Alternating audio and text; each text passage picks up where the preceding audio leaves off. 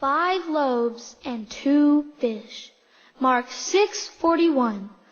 And looking up to heaven, he gave thanks. The news of Jesus' miracles began to spread all over the land. People came to Jesus from everywhere, bringing him their hurts and sickness, and Jesus loved them, every one. But now he needed some rest. Let us go to a quiet place. So they set sail across the lake.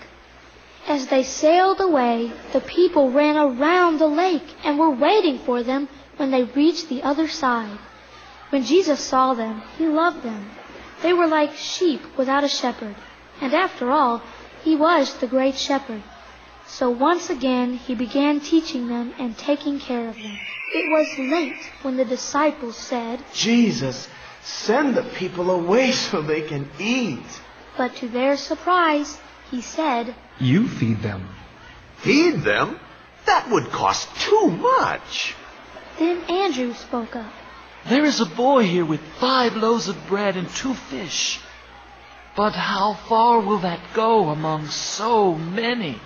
Then Jesus said, "Tell the people to sit down on the grass." As they were sitting down, Jesus took the 5 loaves and 2 fish and looked up into heaven. He thanked God and then began to break the loaves and fish into pieces. 5,000 people were fed that day, and they all left with their bellies full. The disciples picked up 12 baskets full of bread and fish left behind by the crowd. Jesus has the power to supply all of our needs, no matter what.